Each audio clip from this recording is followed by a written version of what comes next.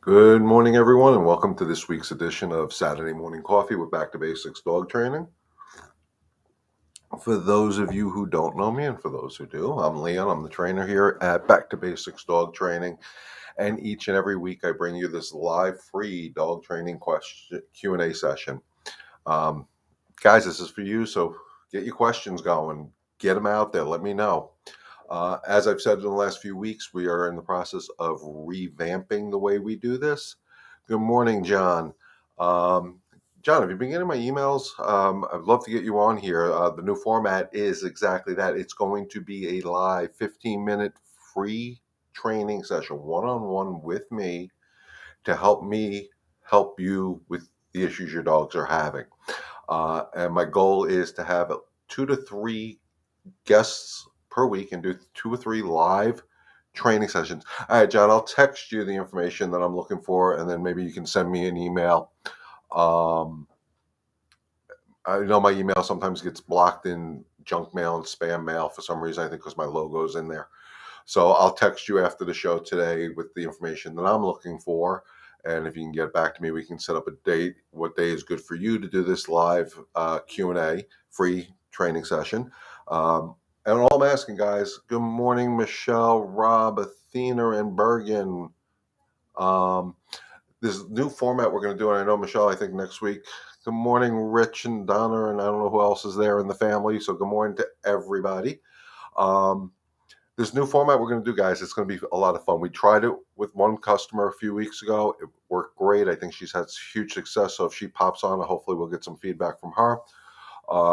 It's exactly what I say it's going to be. It's going to be a live training session. It's going to be like I'm sitting in your living room with you discussing your dog's needs. I'm going to focus specifically on your dogs, not on the comments that are coming up on my screen at that point. And then we'll address questions after, of course. And what I'm going to ask people to do. So, John, Michelle, I know you guys said you were willing to be guests for that 15-minute training session. Uh, Donna, Rich, if there's any issues with Stark you're not sure about that you want to address, we can do a 15-minute session with you guys. All I'm going to ask you guys to do is, once we get into communication via email, is to email me a short video clip of the issue you want to discuss with us about your dog's behavior. Where I think that would be beneficial is people can actually get to see your dog I don't want to say misbehaving, doing something we don't like. So I'll talk about that again throughout this week's live. We're going to try to get this set up for next week. And of course, I'm going to try to get it set up before Wednesday. Donna and I are driving again. Starks really helped immensely this week when, when he knew my dad passed away. Absolutely. Rich, I'm glad you brought that up. Is it okay? One, I know you're driving. Hopefully you're not, or Donna's driving. Is it okay if I discuss how Stark helped you on this platform? Because I think it'll be great for people to hear how it help. Our dogs help us in these trying times. It's the goal of Back to Basics. To have that dog that's going to be there to support us as well. So, Rich, if it's okay, if I discuss that live, let me know. So sure. Thank you. Okay. So here it is, guys. I got a beautiful, beautiful text from Rich and Donna this week, and I'm just going to go right into it. Just give me 1 second because I'm going to pull it up here because I don't want to put words in anybody's mouth. Here it is. So unfortunately, Rich's dad passed away. I think last week or the week before. Rich, I'm so sorry for your loss. My thoughts and prayers are with you and your family, of course. And as anybody knows who has lost a loved one, it's a hard time for us emotionally. And the beauty of it is anybody who's followed, the story of Stark for the longest time. Stark was a high energy, rambunctious dog. I mean, he's just a happy go lucky goofball. When I first met, Patrice, how are you today?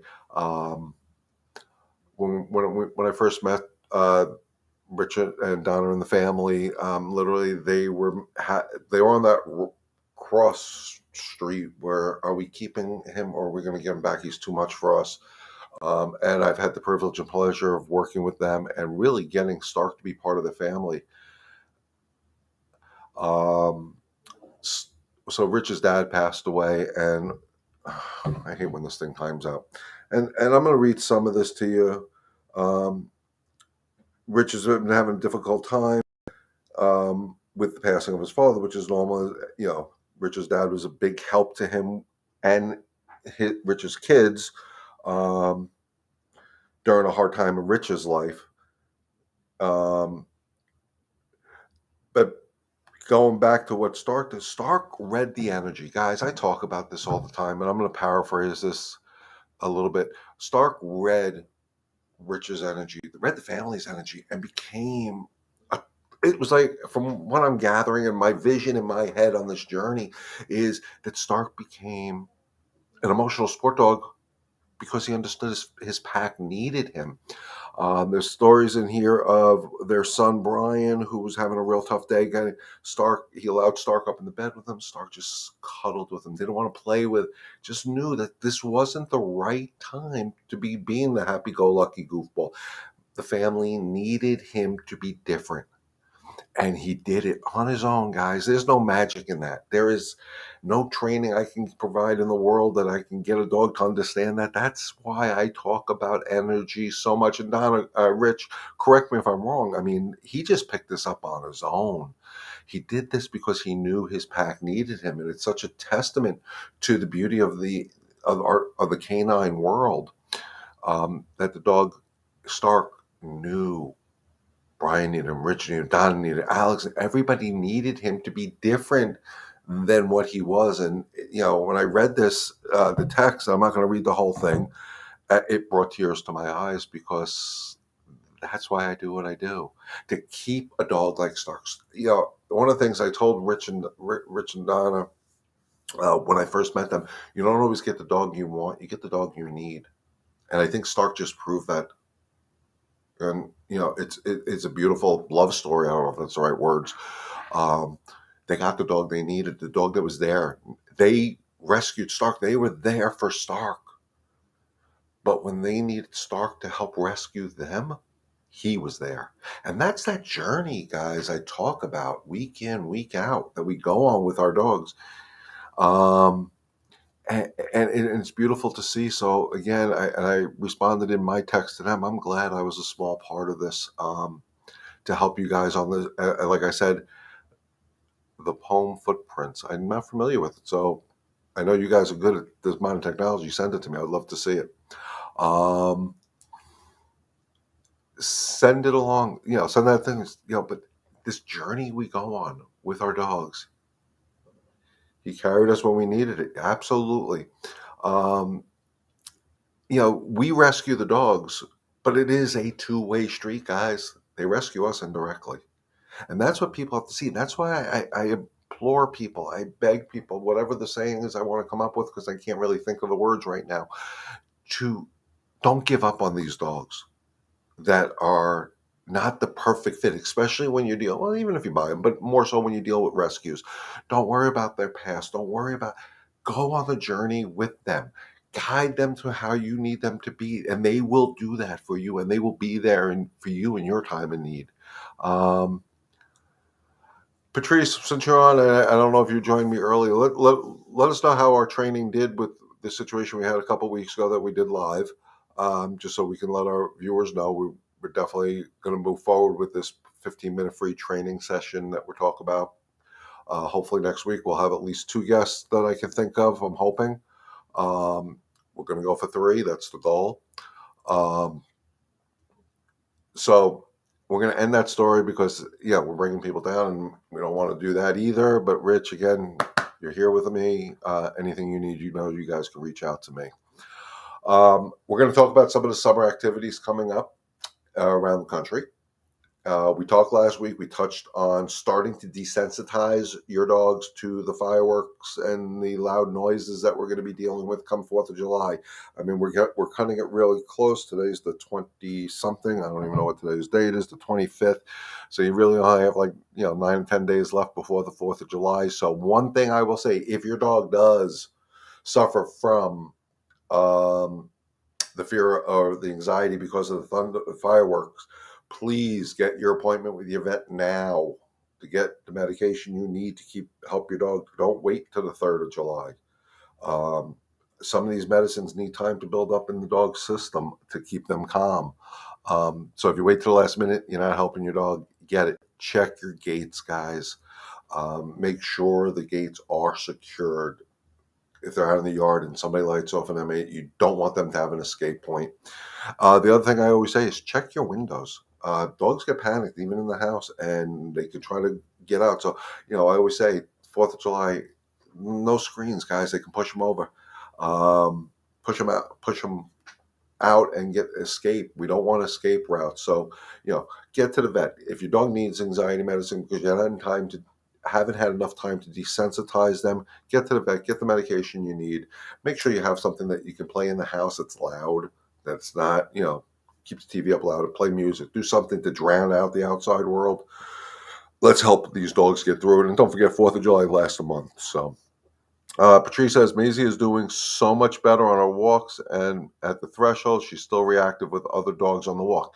You will notice, Patrice, that as you continue to go on this journey with her, controlling the excitement, putting the leash on, controlling the threshold more so, definitely very extremely important, and only move forward with the right state of mind. When she is calm, you will see that reactivity will get less and less, and your corrections to stop it will get easier and easier. But it's a journey. It's not going to happen overnight. This is that road trip from Long Island to California. You're going to have to make stops. You're going to have to stop at rest areas, get some rest, which is the backtracking. Sometimes you have to. It's the process is hard, but the results are so damn rewarding. You can stop the reactivity. I have a lady here who I worked with. Her dog is very reactive, a little long-haired Doxy, who's very reactive to everything on the walks, and we have to walk it. We have no choice. And, no matter where that dog is in the complex, if it sees another dog, we all hear it. I mean, it's amazing how this little dog has such a big voice. And we worked with her a little while ago, started making progress, got a little complacent, I guess, and didn't stay consistent, and it reverted back. And I happened to see her a couple times this week on the walk. So I showed her a very quick correction to do. And as soon as I did that, the dog was like, oh, okay, that's what I'm supposed to do, and got it again that quick. It happened. And then the next day or day after, I saw her walk in. I'm like, you got to make that correction like you mean it. You're not getting through. And she made one good correction. Her timing was perfect. Her amount of pop on the leash was not over. It was not, too strong. It wasn't too weak. It was at the right level. The dog got it and looked at it like, wow, cool. And then we were able to hold an adult conversation without shouting over this dog barking. So it's just the continual work. The consistency in doing this works. It's hard when it's X amount of time the dog has been reactive on a leash. Maisie's been reactive on a leash. We just got to break it down slowly and take little wins. Take the little wins and make those little wins huge. Thank you. So happy to be able to enjoy walks with Maisie. It's going to get to the point where one day you're going to be out walking her and she's not going to react, and you're going to get home and you're going to be like, whoa, what just happened? And that's as Oprah would say, the aha moment. It works. It's just take the time, guys. Stay consistent. Don't get complacent. Just because your dog has a good week, 2 weeks, 3 weeks doesn't mean it's cured. Training is a continual journey. I say this with me and Zoe all the time. It's continuous. It's continuous training. She's 9 years old, and I'm still working with her on things we worked on 9 years ago.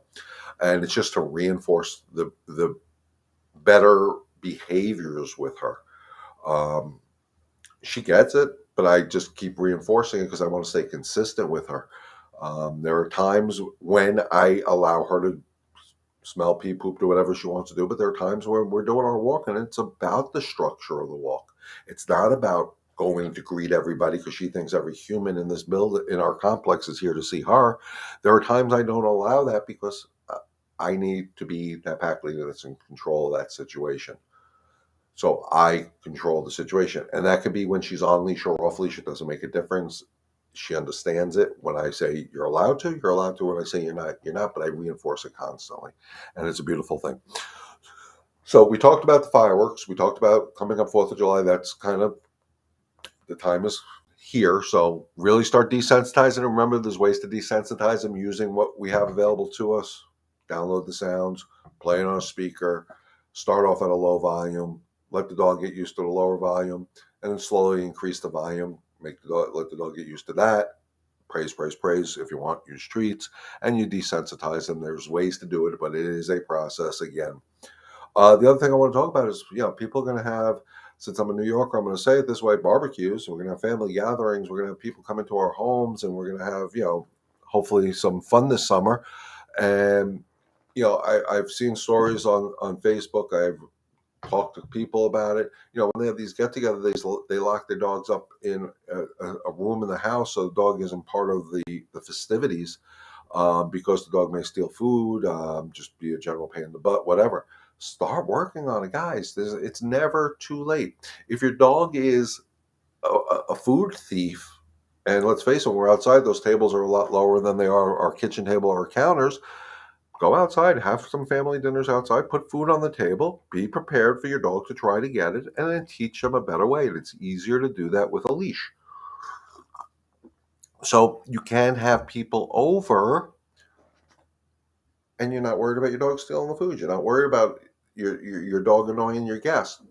And you can use threshold management, episode 2 of How to Leash Train Your Dog in 5 Easy Steps on my YouTube channel.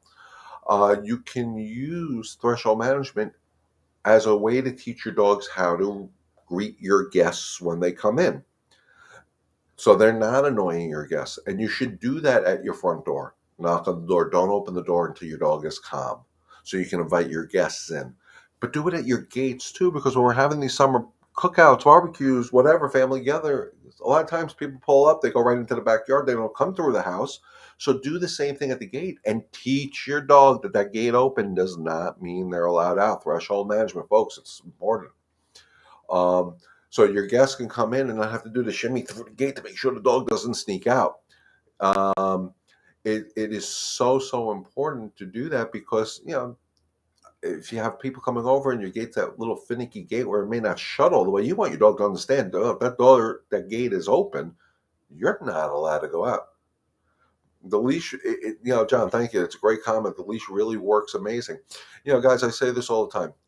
The leash is not a walking tool. I think people have a misconception of what the leash is. It's a training tool. You may not use I use leashes all the time, and it's not to walk the dog. It's to, one, I'm not chasing a dog.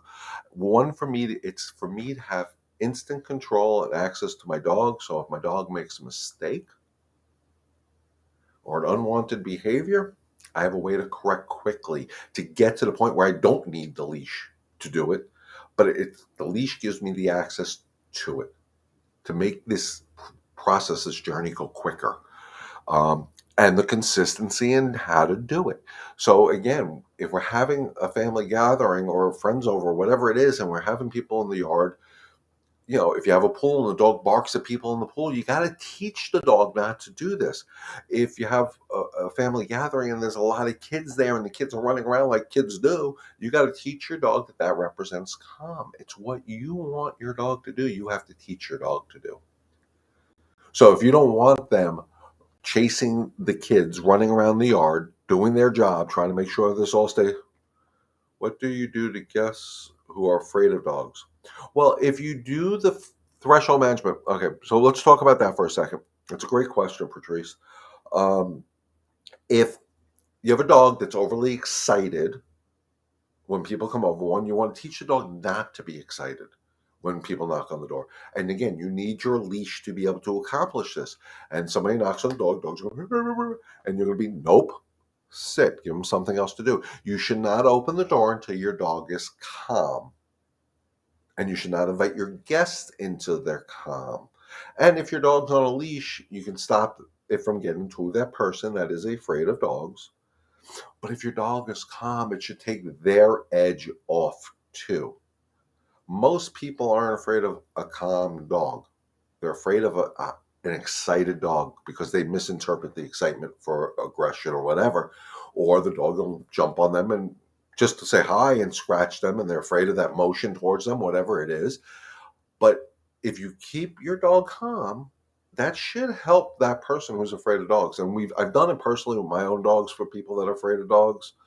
Um, it works, and it helps them get over some of that anxiety they have about dogs for whatever reason it's there. I don't get into details with people with that because to me, you have the fear. Zoe would be a perfect dog not to be afraid of because she will never do anything. Um, but if you have your dog on the leash and you're in control of your dog's excitement, you're controlling how much excitement they're allowed to have or not have, that should ease your guess. And then if I truly have somebody who is terrified of dogs, even in my own house, at that point, I would have my dog tethered to me to make them feel more comfortable. I won't lock my dog up. I refuse to do that. I don't believe in locking the dog up, putting the dog in another room, basement, or crate, or whatever, while I have guests over because they're afraid of dogs. My dogs are part of my pack, part of my family. They are entitled to be around. If I do have somebody who's truly terrified, I may tether the dog to me. It may not be a 6 foot leash, it may be a bigger leash, whatever, depending on the situation. Um, but I would also be trying to convince this person, hey, this is the dog you can do this with. But you have to be able to trust your dog 100% that your dog will not do anything stupid. Excuse me. John says, now I keep the leash on the table next to me when we watch TV. All I have to do is pick it up and Luca stops barking. Absolutely. Luca barked at everything's on TV. I had 2 dogs here that would do that too. Um, Guys, a lot of these things that we talk about is what I talk about week in and week out. If you notice, it all comes back to the same thing. If we reward the calm, we have better dogs. If we stop rewarding the excitement, if we stop rewarding the insecurities, if we stop rewarding the aggression, and we learn to really understand what calm is, we have happy, balanced dogs. Happy, balanced dogs are better behaved dogs. But it's knowing how to reward the calm that's so important. If you have a dog that's overly excited because somebody knocks on the door, you cannot open that door if that state of mind is anything but calm. Because indirectly, if you open the door when they're excited, you're rewarding the excitement. It's no different than when you come home from work and your dog jumps all over you and they're happy to see you and we love it and we pet them and we scruff them. Oh my God, mommy missed, daddy missed you too, whatever. You're actually rewarding the excitement. But then you don't like it when your guests come over. So what are you telling your dog? It's okay to do it to me, but not to them. They don't understand it. So the more consistent you stay, the more you learn to reward the calm and reward that state of mind that you want. All these issues we're talking about disappear. Even John, just your dogs. You watch TV with your dog. Another dog comes on. Your dog barks. If you premeditated saying, "Okay, I'm watching Lassie, and I know Lassie's going to come on the screen any second," and you start saying, "Okay, let me get ready because Luca's going to bark," that may help create the situation. Just change the narrative. Luca's not going to bark, and Luca's going to stay calm. And then if Luca doesn't, do what you need to do to reinforce the behavior you want. But it's all, and then when he doesn't bark when Lassie comes on the screen, you praise him instantly. Lassie came on, he sees Lassie. Good. That's what I want from you. And this way we get to the yeses so much quicker, guys. I talk about, saying no, saying no, saying no, disciplining, popping the leash, whatever, whatever, whatever. But the object is I want to say yes. I know I hate that word no. But I have to use it to get to what I want, to teach them how I can turn that no into a yes. And that is the most crucial part. Does this make sense, guys? Let me know in the comments. So again, we're about halfway through, so I'm going to reiterate our new goal for Saturday morning coffee with Back Basic. You know what? I'm going to ask you guys a question since I got some people on there. I do this every Saturday morning at 11 o'clock. I know the summer's here. People hopefully are getting out and about. How many of you would find it beneficial if I did it, and I'm just throwing out there, say a Tuesday night at 7 o'clock? Maybe do one Tuesday and keep my Saturday mornings. Would you guys find that easier for you? So you're not saying, oh crap, 11 o'clock Saturday, I really want to go out to the ball field, but I can't because this big idiot's going to be on there and I have questions for him. Let me know, guys. And, that's something also for that new format that we introduced a couple weeks ago. Thank you, Patrice, for being my test subject. For the new format where we're going to do free 15-minute live training session. Me and you, the world's blocked out for 15 minutes. I'm going to focus on you. John says weekends are better, so I'll keep with my Saturday morning. Is 11 o'clock a good time? Should I make it earlier? Keep in mind, guys, I also do want to get this across the country and across the world, so that's why I'm kind of playing with timing here. Maybe I need to do one later during the week, later at night to get the people on the, different time zones. Tuesday is good for you. Good. We'll figure it out. I don't know how we're going to figure it out, but we'll figure it out. So during those live 15-minute training sessions, it's going to be this. Like I said, I'm going to block out the comments. I'm not even going to look it over in that direction. I'm going to be focused on your issues. What you're having, you need help with your dog. It will be like I'm sitting in your living room with no other distractions at all. Guys, if you're interested in participating, I know Michelle says she is. I know, John, you're interested. Anybody else? Patrice, I may schedule a follow-up with you just so we can talk about some of that progress Maisie made. I haven't figured that all out yet. But if you're interested, or you have a friend, guys, if you have a friend or a relative that may be interested that never had the pleasure or displeasure, I don't know which way to say it, of joining us live, please feel free to give them my information. The information is right here at the bottom of the screen. That is my cell number. Please, texting is always better than phone calls. Or they can email me at info@backtobasicsdogtraining.com. Let's get this, so we can live up and help me fulfill my goal of helping one dog and one family at a time.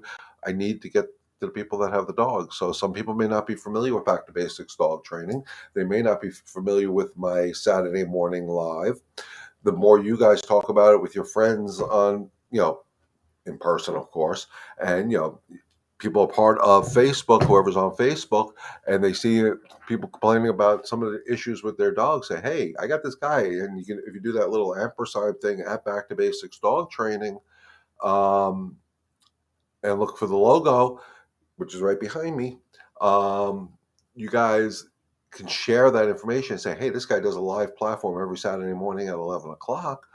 So this way we get to see that counter up on the top of my screen that I look at, and I want to see hundreds, thousands of people on there. How cool would that be? Maybe we can get three of these training sessions set up. And like I said, somebody may ask a question during this, or we may be doing this training thing, and the issue that they're having, maybe an issue you're having, you don't even realize is an issue, or you have it and it's not that bad, but I give you the techniques to help you fix the issue. So guys, I'm excited about this. I'm trying to build the excitement with you guys. So hopefully you guys are getting excited as I am about this new platform. And like I said, to share this platform, this is a free thing, guys. The only thing, like I said, week in, week out, the only thing I ask for in return is please share Back to Basics Dog Training with your friends and your relatives around the country, around the world that have dogs and want the best for their dogs. Just share the link. And again, my Facebook is at Back to Basics, the little ampersand thing, Back to Basics Dog Training. It should pop up. If not, they can go to my website, which is backtobasicsdogtraining.com. At the bottom of every page is a link to all my social media. Please share this information with people. The more we get out there, the more we can help. And together we can help one dog and one family at a time. And that's my goal, as you guys know, every week. So again, we got Thanksgiving. Wow. We got 4th of July coming up. Continue working on desensitizing your dogs to the sounds. I suggest, as far as sound, doing the sounds with the puppy. Yeah, I can't wait too, because that John, that'll help me help you.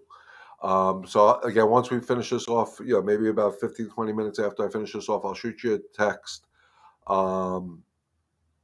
And Or John, just do me a favor, shoot me an email if you can at info@backtobasicsdogtraining.com, because this way maybe it'll keep the trend going too. That'll help keep it from wherever it's going in the world. Um,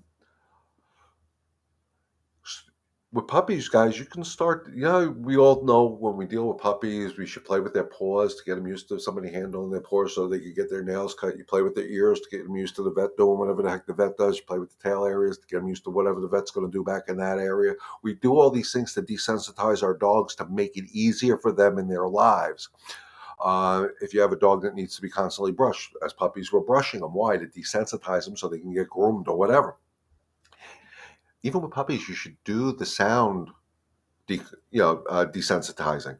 As puppies, start playing sounds that are loud to teach them not to be reactive to them. Don't start it off too loud. Start off quiet, see how they react, go a little louder, and if praise when they don't react. And this way they'll learn that when 4th of July comes around or the 4th of July month comes around, they won't react to the fireworks. Summer comes around, we have the thunderstorms in the afternoon. They don't need to react to that stuff if you desensitize them from day one. Remember, guys, if you get a puppy, you rescue a dog that's older, training starts day one. Day one. I don't know, they're cute and I understand all that, but you really want to start the training journey day one. Be whatever you want. I personally always start dogs off with walking. That's the way I've done it. First thing they learn is how to walk properly on a leash, because I know that takes care of a lot of other issues down the road. Builds their confidence in me as their leader. It's a whole bonding thing. It's a great thing. If you get puppies, even if they're cute little footballs, and you start them training. Rescue dogs, don't worry about their past. If you rescue a dog, don't think about their past. Don't care about their past. This is a new beginning. Today's day one. We start today. And it makes it easier for them to have that trust in you as their pack leader, that you will always do the right thing for them. If you rescue a dog and you live in their past, you're forcing them to live in their past that may have been horrible. Look at what we're giving them today. Hey, today's the first day of the new rest of your life. Look at what I'm giving you. I give you a big backyard if you have that. I give you this nice house. I'm going to feed you twice a day, whatever. I'm going to make sure you have the best life. I'm going to take you to the vet. I'm going to get you proper vet care. I'm going to make sure you're healthy, and we're going to have fun together, and blah, blah, blah, blah, blah. That's what it's all about. Not, oh my God, you poor dog, you living on the street, and you had to eat out of a dumpster, and oh my God, oh my God, oh my God, because you're saying all this, but this is what you're giving. It's the same thing, but go on the positive. Go on the positive. I used that story of Zoe when she was a puppy and she had parvo. Brought her home. Everybody was like, oh my God, my poor baby almost died. My poor baby almost died. And I'm like, but how about we celebrate that she lived? Because almost died but lived are the same thing, which is a better energy. You control it. You can help these dogs in this journey. I keep saying it week in, week out, guys. It all comes down to, what is the most important communication we have with our dogs? It's right here. Your energy. If you have a dog that's leash reactive and you see another dog and you start getting tense, your energy is going to create your dog to react. If you have a dog that's afraid of fireworks or thunder, and you know a thunderstorm is going to come because they usually know in advance when they're coming, and you start, oh my God, my poor baby's going to freak out. My poor baby's going to freak out. What can I do? What can I do? You're going to, before the thunderstorm even comes, Macy came to you with heartworm. Absolutely. It's a horrible thing. So she must have come from down south too. It's very prevalent down here because of the warmer weather. But again, you're giving her the medication. You're going to get her better. So don't worry about Bergen had parvo too. Parvo is a horrible disease, guys. And so is heartworm. But if you worry about the heartworm, oh my God, the poor baby's got heartworm. Think about the energy. How about, hey, I'm giving you the medicine. This is going to get better. Positive thinking goes such a long way. Same thing with the parvo was horrible. It was the first time I ever dealt with it. It freaked me out a little bit.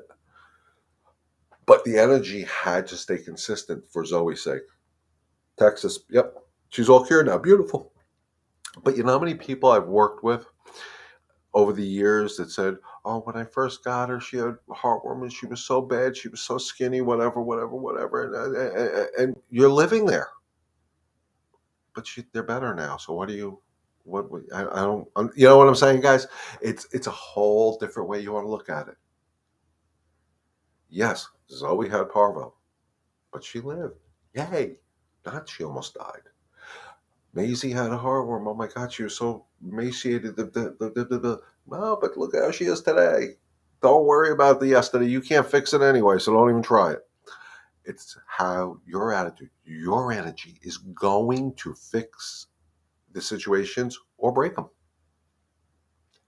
So, like I said, if you're dealing with a leash reactive dog and you see the dog coming and you get tense, your dog gets tense because they read your energy. If you know that thunderstorm is coming and you start worrying about how your dog is going to react, your dog is going to react. Change the narrative. I say it week in, week out, guys. Change the narrative. Go with it in an honest feeling. Come from here. Don't fake the energy because you can fake it to you, you can fake it to me, but you ain't faking it to your animal, to the dogs. Be sincere. Visualize the goal you want. And you can make things happen quicker because your energy is going to dictate it. I work with dogs all the time, dogs that bust out front doors. I'm hoping to work with a dog here that is a very high energy hound dog. I'm going to ask her permission to videotape the whole process once we get it going, because and I'm going to have video before and after type of thing to show you guys how just within minutes of owner handling the leash with, I hate to say it, the wrong energy, and me handling the leash with what I hope will be right energy, and it usually is, makes a difference. I know Donna and Rich saw it with me and Stark. I took Stark's leash, Stark, boom, changed, instant. And it's all about the energy because there's no magic. There's nothing up the sleeves, guys. That's why I wear short sleeves, even in the winter. So if there's no other question, guys, we're at the magic about the 40-minute mark. We're going to wrap it up. And like I said, if you're interested or if you have a friend or a relative that's interested in doing this new platform of mine, I would more than welcome anybody to come and, come. Can't do all in 1 week. We have to schedule multiple weeks for helping multiple people. That's great. I'm excited to get this started in a real great format for you guys. Keep up the good work. Keep working with your dogs. I really appreciate it. So with that being said, guys, as always, thank you for inviting me into your homes this Saturday and every Saturday morning. It is truly an honor to bring this platform to you. So thank you. Thank you for the opportunity. Remember, stay healthy, stay safe, God bless, and together we can help one dog and one family at a time. Enjoy the rest of your weekend, guys. We'll see you next Saturday.